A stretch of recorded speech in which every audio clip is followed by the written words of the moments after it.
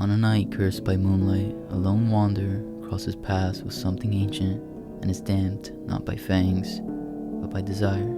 As centuries pass, he survives by denying the hunger that defines his kind, until love returns to test the oath that keeps him human. Hunted by monsters who want what he has become, Damon must decide whether immortality is a punishment or a purpose he was never meant to escape. The wind that swept across the medieval countryside carried the scent of rain and ash, the breath of a dying world forever shrouded in superstition. Damon walked alone beneath the heavy sky, his boots whispering against the damp soil.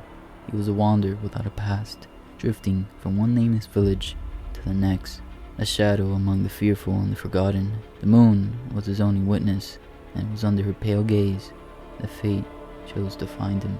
On a night thick with fog, he heard her before he saw her, a weeping sound carried on the wind, soft and broken, like a confession whispered to the dark.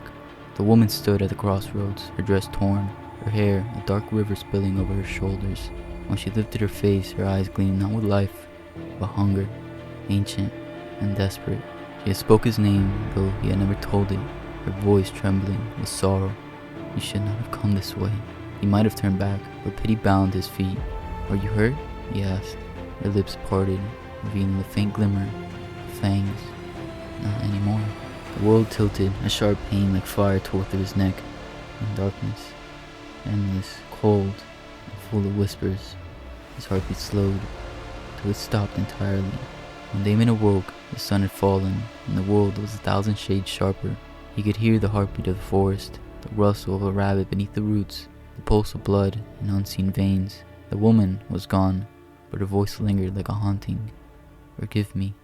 Days later she found him again. Her name was Alice, a vampire who had once been human, long enough to remember what it meant to ache. She taught him what he was and what he was not. Garlic, crucifixes, and sunlight, all myths shaped by fear. The only true death came from wood through the heart. But it's not the killing that curses us, she told him. It's the wanting. She showed him how to resist the bloodlust, though she herself often failed. He despised her for what she had done to him.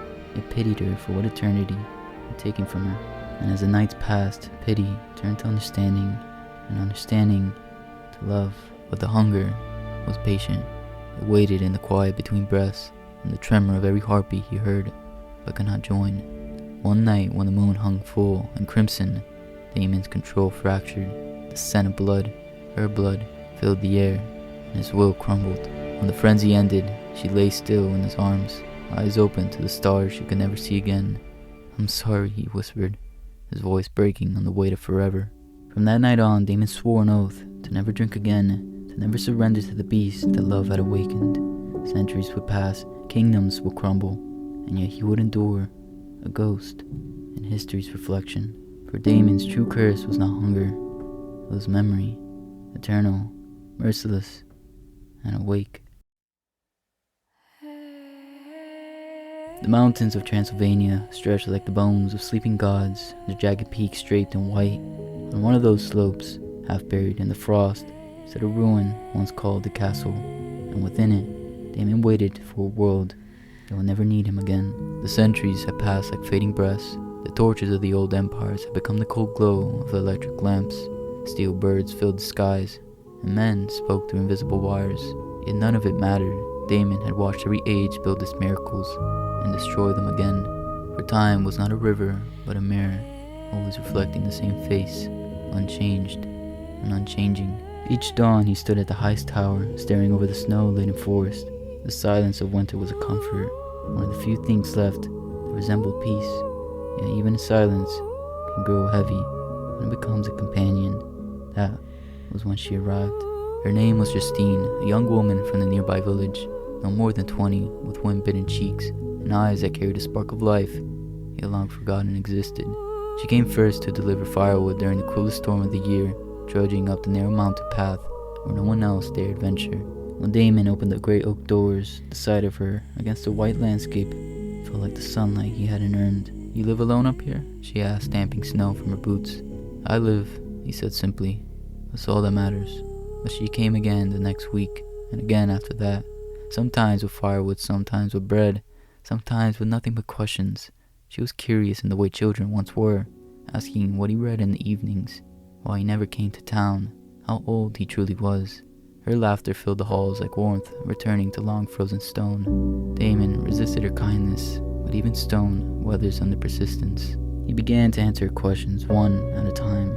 In her company, the silence no longer felt like punishment, yet every smile she gave him carved fear into his immortal heart, for her laughter carried the same tone as Alice's once had, and he knew how cruel repetition could be. Then, the disappearances began. At first a shepherd, then a pair of travelers, each found pale, cold, and empty. The village whispered wolves of winter spirits. Damon knew better. The scent of blood in the air, faint but unmistakable, spoke to instincts he had buried for centuries. They were here, others of his kind, vampires without restraint, lost entirely to the hunger he had denied. And worse still, he knew why they hunted. Word had spread across the ages. A vampire who had abstained from blood long enough gained purity beyond comprehension, blood so rare it could restore even the most corrupted of their kind. He had tried to hide from the world, and the world had come to find him. As the wind howled through the cracks of the castle walls, Damon stood at his window and watched the distant flicker of torches winding through the village below. And in the fragile warmth of Justine's laughter, he felt destiny stir, cruel, inevitable, and waiting in the snow. Winter tightened its grip around the mountains, turning every tree into a sculpture of frost. Days and nights blurred together in the pale gloom, but inside the old castle, something fragile had taken root, a warmth Damon had long thought himself incapable of feeling. Justine filled the silence with life. She spoke of the village below, of laughter around tavern fires, of dreams too simple and too human for Damon's world of endless night. He found solace in her voice, and the rhythm of her pulse echoing faintly beneath her skin. Yet that same sound tormented him. For all her light, he remained a creature, forged from shadow. She had begun to notice his strangeness, the way he avoided mirrors and wine, the way his hand trembled when she brushed too close. He spoke little of himself, and when she asked why he never joined her in daylight, his answer was always the same. Some souls are meant to watch the sun, not feel it. Still, she stayed. Perhaps pity bound her to him, perhaps something deeper. That afternoon, the forest lay buried beneath a sheet of white silence. Damon walked beside her through the pines, the faint crunch of snow being the only sound. The air was brittle, perfumed with resin and cold iron. Justine smiled, trying to coax him into a story about the constellations. He began to answer, then stopped. She had stumbled. A sharp cry escaped her lips as she caught her hand on a broken branch. The wound was shallow, but the blood came quickly, bright against the snow, vivid against the gray of the world. The scent struck him like lightning. In an instant, the centuries of restraint shattered. His veins burned with ancient hunger. His throat constricted as a metallic sweetness filled the air. He staggered backward, eyes darkening to black. He could hear every heartbeat in her chest, every whisper of blood surging through her veins. "Damon?" she breathed, seeing the change in his face. He clenched his fists until they bled. "Don't move." As she stepped closer, fear and concern warring in her eyes. "What did I do?" "You did nothing," he rasped, voice trembling with both agony and desire. "I did everything." Then he turned and ran. The snow swallowed him, branches tearing at his coat as he fled into the trees. The hunger howled inside him, a storm he had caged too long. He fell to his knees beside a frozen creek, staring at his reflection in the ice, loathing what looked back. The monster within still lived, still hungry, still waited for weakness. Then came the scream. It tore through the forest like a blade, piercing even the storm's howl. Justine's voice, raw, terrified, fading. Damon's head snapped up, his body moving before thought could form. It was a blur between trees, the wind itself bending around him. The scent of blood guided him, but this time it was not her small wound he followed. It was slaughter. When he reached the clearing, she was gone. The snow was churned and stained crimson. Drag marks led away toward the industrial ruins of the outskirts of the village, where smoke no longer rose and the earth reeked of rust. Damon stared at the blood-splattered trail, his chest hollow with dread. He knew what waited there. The others had found him, and in taking her, they had torn open the wound he had never healed. For the first time in centuries, Damon felt fear, not for his soul, but for his heart. The night had teeth as Damon followed the crimson trail that wound down the mountain. Each drop of blood on the frost burning in his vision like embers. He moved without thought, faster than sound, driven by an instinct older than mercy. The scent guided him to the forest, across the frozen river, and toward the outskirts of the village, a dead zone of iron and ash, where no light dared linger. The trail ended at a warehouse, its metal frame sagging beneath centuries of rust. Broken windows stared like hollow eyes, and from within came the faint rhythm of heartbeats that did not belong to the living. Damon pushed through the door, and the world inside seemed to exhale rot, cold. They were waiting for him. A circle of figures stood amid the ruins, pale, gaunt, their eyes glowing red with feral hunger. He recognized them instantly, remnants of an older brood, vampires who had surrendered completely to the blood. They smelled of death and ecstasy, of the addiction he had fought for lifetimes to forget. At their center, on the cracked concrete floor, lay Justine, bound by iron chains, her face pale beneath the flickering light. Her pulse fluttered weakly, the fragile rhythm of someone fading between worlds. In the darkness stepped her leader, a tall figure draped in a coat blacker than the night. His face was both regal and monstrous, a remnant of aristocracy long devoured by time. "We've waited for you, brother," he said, his voice smooth as venom. "Centuries you've hidden your gift, the purity in your veins, the first taste of restraint." Damon's voice came low, trembling with fury. "Poison for you. Let her go." The leader's grin widened, revealing fangs like ivory daggers. "Why choose between delicacies? We'll feast on both." Something ancient broke inside Damon. He lunged with supernatural speed, his body a blur of vengeance. His hands tore through two of them before the others swarmed him, claws digging deep, fangs scraping against his skin. He roared a sound that shook dust from the rafters. They forced him to his knees. The leader approached, fans gleaming. "Do you feel it?" he whispered against Damon's neck. "The end you feared for so long. You could have ruled us. Instead, you starved. Now, you'll die starving." Damon's lips twisted into a grim smile. "You've no idea what death feels like." And with that, he did the unthinkable. He bit into his own arm.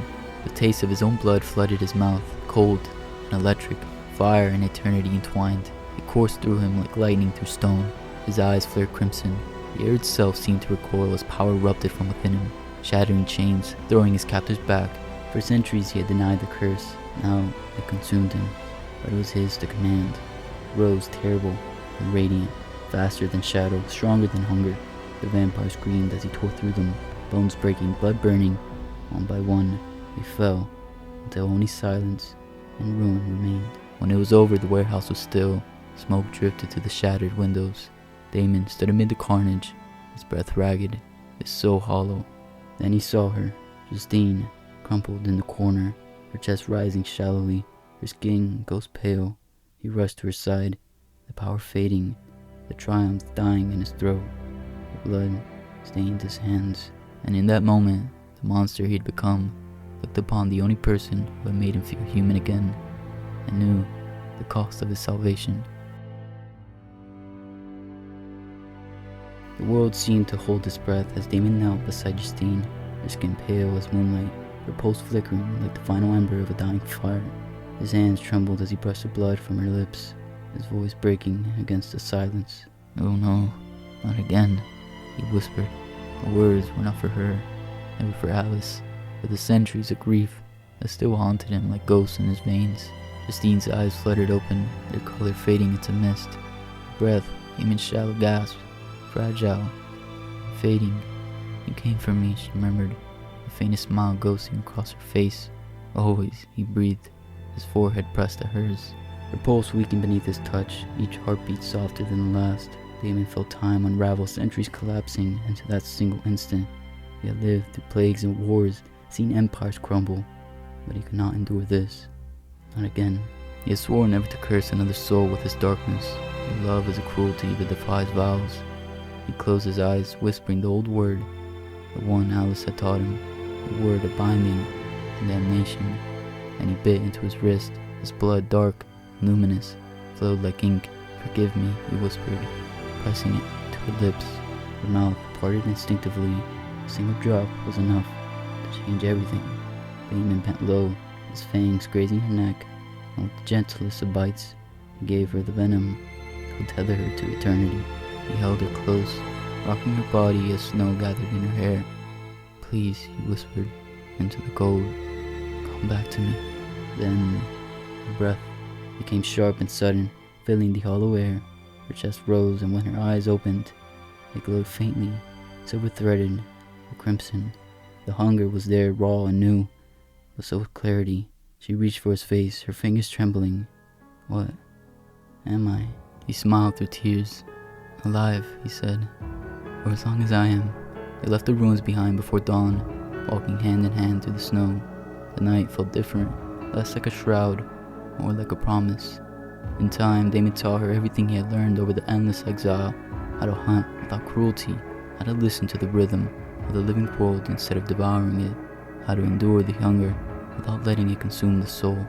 They wandered across borders and centuries, through cities that rose and fell like tides. They fed only when necessity demanded, and even then with reverence, as one might sip from the chalice of life, not steal from it. The old curse had found its mirror in love, and within that reflection, it became something else entirely.